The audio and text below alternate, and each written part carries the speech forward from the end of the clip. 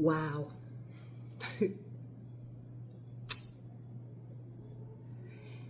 If you are a menopausal lady and you feel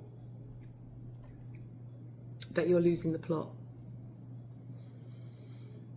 that the emotions are so big, that stuff is just coming out in a way that you've never experienced it before. You're scared. You've got all these different sensations going on in your body. What worked for you in the past doesn't work for you now. You're thinking differently. You're processing things differently. Your emotions all over the place. You're just having meltdowns. Like I had a meltdown this morning. And I think one of the beauties about menopause, I had a meltdown this morning, and I run a program helping women through menopause. And, I was beating myself up this morning because that's what we love to do, us women, particularly in menopause. I'm kind of out the other side of menopause. But we love to beat ourselves up, right? If we're not beating ourselves up about our bodies, we're beating ourselves up about our actions. If we're not beating ourselves up about our actions, we're beating ourselves up about anything. And it continues. It continues. You're never going to master all of it, all at the same time. One of the things, though, that makes one of the biggest differences to me is having amazing friends. Because if you're going through a rough patch, and life is here to teach us, right? It's here to teach us lessons. It's here for us to experience things. And if you're a sensitive soul, I'm a sensitive soul, then I feel things a lot. And, I wasn't expecting when I was going through menopause, I wasn't expecting all these things to feel them more, to feel aches and pains more, to feel brain fog more, to feel anxiety more, to feel body temperature changes more, to notice things more, to become like hyper focused on things more. And if you have ADHD tendencies, then these things get even worse. And, what I've noticed is that before menopause, I might wake up and, not be feeling, 100% positive, because it's not possible to feel like that all the time. I might be like if we say a 10 out of 10 is optimum, before menopause, I might have woken up at a 5. But after menopause, that 5 now becomes a 1. That's what I've noticed. So it's like you feel things far more than before. And you might be asking me, why am I doing this video? And I'm kind of asking myself why I'm doing this video. But I wanted to start a series of videos of just being real about menopause. And some days suck. Some days you wake up and somebody stole your hormones. Someone stole it. And you can feel these thoughts and things spiraling out of control. Yes, you can do breath work. Yes, you can do all of these things, but sometimes you can't, right? Because sometimes you're just in the emotion so much. And I am a firm believer that in order to heal it, you got to feel it. You got to feel these emotions. You got to feel the sadness. You got to feel the confusion. You got to feel the what am I doing? You got to feel the, oh my goodness, I'm this age and I feel like I haven't achieved this, or I haven't achieved that, or the shame, or the shoulds and all of that lot, right? Because that's part of a human condition. But there's a point to where it can get to that you go over that line of beating yourself up to a whole nother level of beating yourself up.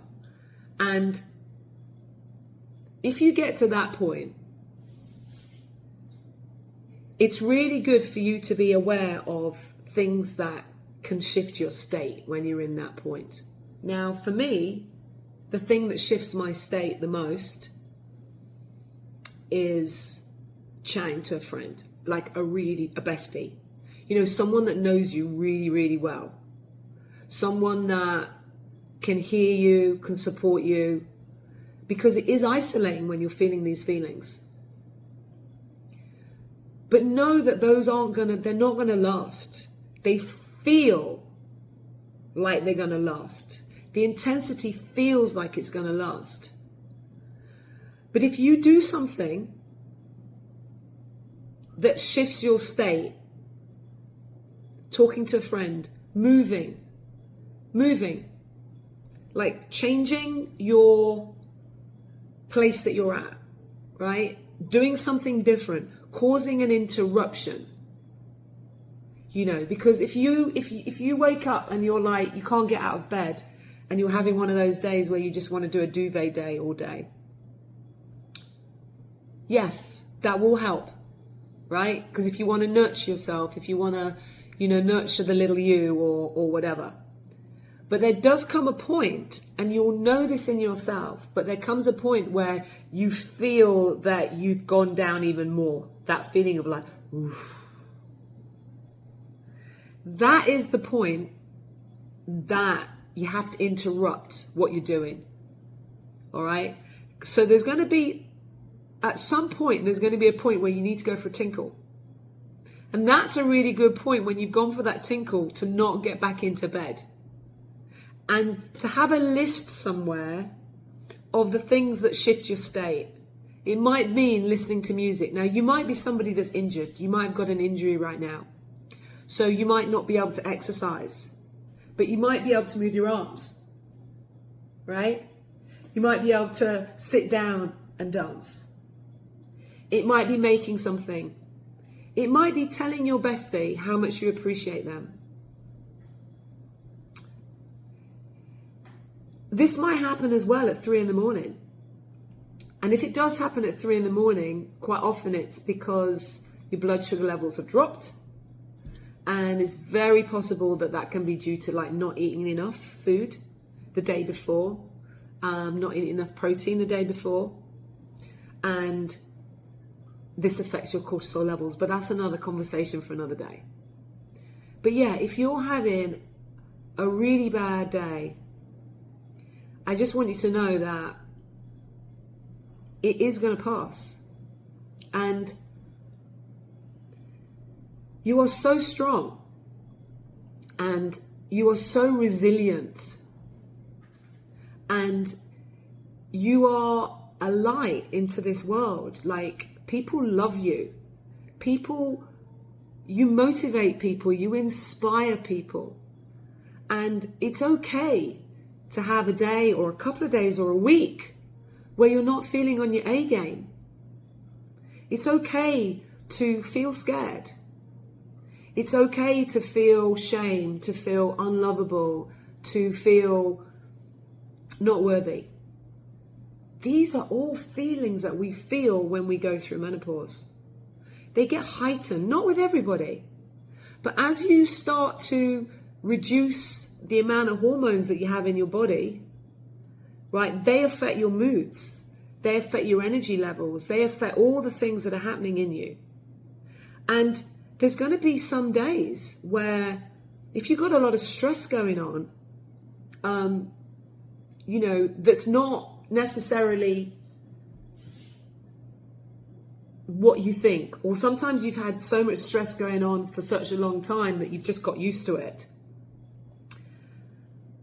But if you have had a lot of stress that's going on, and a little thing throws you off, right? And you just burst out crying. It's not because you're mad or you're losing the plot. It's just that the build-up of what you've been going through, the build-up of the stress and the using up of your cortisol levels and your hormones has become so much that you're full. It's like when you go on a holiday and you have a suitcase and you're trying to shove all those things in that suitcase, and then you sit on the suitcase, right? We get a few little warnings, we sit on the suitcase and then we have to literally sit on the suitcase to zip it up. And at any point we do know, then we put a belt strap around it, right? To make it even tighter, to make sure that it doesn't explode. So life can be a little bit like that. And you can't compare yourself to someone else, because what might stress another person out might not stress you out. So, because we all react to things differently depending on what's happened to us in the past and our programming and our thought processes. So you can't compare yourself to someone else and go, oh, well, this is affecting me, but it's not affecting that other person. Because it doesn't work like that. And what's important right now is you, and how it's affecting you, and what you can do to nurture yourself. Because right now you are really important, and you've probably spent your whole life putting everybody else first, and you probably find it really difficult to admit, to talk about the fact that you are having dark thoughts, or that you're struggling with your emotions, or you can't see through a situation. So, reach out to a friend. Send me a message. Join groups. It's sometimes nice to be part of a group so you don't feel like you're on your own. These days, we've got very used to doing everything behind the scenes, right? We're not so integrated with other people in communities, and communities are breaking down and stuff like that. So it is very important to kind of find your tribe, find a group of people that you feel comfortable with. But you can't replace your besties, And I say besties because when I was little, I thought you could only have one best friend. But what I realized is that you probably kind of have an overall best friend, right? But then you have I don't even know, but besties. Because, your besties are the people around you that know different aspects of you. They know different parts of you. I've got 3 besties. I've got one bestie that, I've got 4 besties really. I've got one bestie that is a male bestie that I've known since I was 2. And then I've got another bestie that lives in England. And then I got another bestie that lives here in Costa Rica. And I've recently got another bestie, someone else that I can really, really talk to. And it's great to have besties because they're not always going to all be available, And so if you know that one's not available, then you can call another one and have a chat. But please don't be afraid of telling somebody that you're not feeling okay. Because that limits you. It stops you. And it's really okay to call a bestie and cry. And just be in that moment of, it's all too much right now. Whether it is or whether it isn't, that's got nothing to do with anybody else. Now, your besties aren't going to be judging you. You think they might be judging you because that's how you judge yourself. But they're not going to be judging you. They want to be there for you. They want to help you. With no strings attached. There's no ulterior motive, And sometimes that's all you need, is you just need to talk to somebody about the fears that you're feeling. And also your besties are really good at helping you see that don't think about the big picture.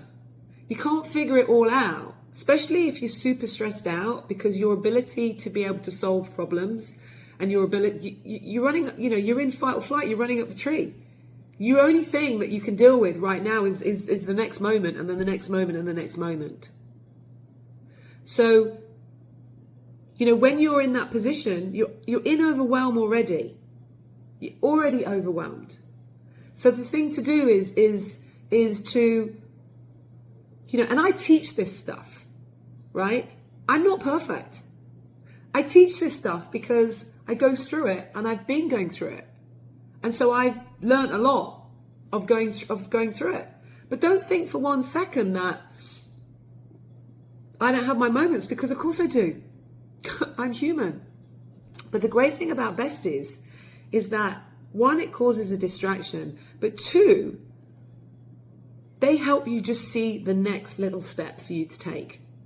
Because that's all it takes, is just what to do next. Because, if you try and think about the whole thing, the universe might have got a much better plan. Because if you've had trauma, if you've been through certain situations when you were growing up, that you were self-parenting yourself, your ability when you're stressed out to see things is going to be like this. There isn't space or room or time or in your head to be able to see other opportunities, and you're going to be looking at your life down one particular lens. And so if you're just looking at one bit at a time, that helps you move forwards out of your freeze mode. And if you connect to how you want to feel, in the future, just connect to that. Rather than connecting to the money or these other things or how you're going to get to that point or whatever, because there might be something much better waiting for you that you couldn't even imagine. So I know I've rabbited on about all sorts of things, but I just wanted to do this video because I know there's a lot of you, because I've spoken to a lot of people in this last week. I know there's a lot of you that are really going through stuff right now. It's like everything that you knew, you don't know anymore. The walls or the towers are crumbling down, and you're having to reevaluate things. The journey that you were going on maybe looked like this, and then it went like this, and you're now like, but I thought I was doing this. And it might be super confusing for you right now. It might be super confronting, super challenging. And I hear you. I can totally relate. And just know that, one of my favorite sayings is like, in order to reorganize at a higher level, you have to go into chaos. And this is one of those messy moments. This is when you come out the other side, you're going to feel so much better. But while you're in the messy moment, we resist like anything. We don't want to be messy. We don't want to be in the emotions. We don't want to be, admitting to our friends that, we're having a hard time or we're finding something difficult, because we don't want to be victims. We know we're like, oh, victim energy, oh.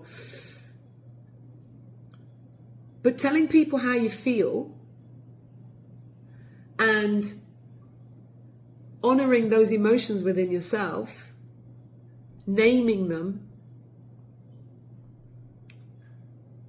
and then saying to yourself, whatever happens, I'm going to get through it. I'm sure that phrase or that saying somewhere came from Mel, you know. She said something like that. It's not exactly the same. But you have your own back, right? And this is one of those moments where you don't believe in yourself. Because if you're in a mess, if you're feeling messy, you don't believe in yourself in these moments. So when your friends are talking to you and telling you how amazing you are and how resilient and how strong you are, because you really are. You really, really are. Imagine that it's them that they're describing, because we can see it in other people, but we very often can't see it in ourselves.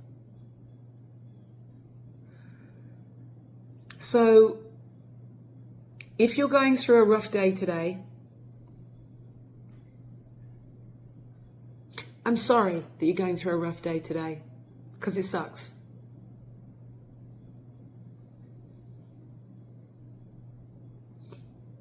You know, but know that it's good to be healing these deep emotions. You need to feel it in order to heal it. And just know that it's going to shift. And there's always lessons to be learned. I mean, I know that, you know, if you are a sensitive soul, you know, you do get a bit bored of the lessons. You're just a little bit kind of like, you know, really? It's like, could we just not have any more lessons for the moment? Can we just be in peace? But this is an opportunity to grow. This is an opportunity to get to the next level, you know? This is an opportunity to honor yourself. And one of the great things about going through menopause is that you really get to that point where you are less bothered about what people think, because you don't actually have the hormones to be able to siphon those feelings out anymore. You know what I mean? It's like that tolerance that you had, you don't have it. And there are some really amazing things about being in menopause. You know, this is when you are in your wisdom. This is when you can tune into the really authentic you. You know, this is where you're an elder and you've got advice, amazing advice that you can give to other people. This is where you just learn so much about yourself. There are so many amazing things about going through menopause. And there are other things that are super challenging. So as I say, if you are having a bad day today, if your sweats are out of control, eating's out of control, shaming yourself is out of control, anxiety is out of control, brain fog is out of control, really be compassionate to yourself. Give yourself a break, because navigating menopause can be a full-time job, and it can be very confusing, because what worked for you one week doesn't work for you for another week. And you know, this video, as I said, is just about me sharing as a 59-year-old woman what some days can be like. And I'm going to continue to share, because I feel that out there's a lot of pressure for women to look a certain way, be a certain way. Don't get me wrong, I have a program, right? But, you know, I live here in the jungle in Costa Rica, and I'm just into doing things as naturally as possible, you know? And not covering up the things that make you who you are. You know, not covering up your personality traits, not covering up your skin to look beautiful, because you are beautiful. Not using filters, you know, not having Botox. I have to admit something, I do have like individual lashes.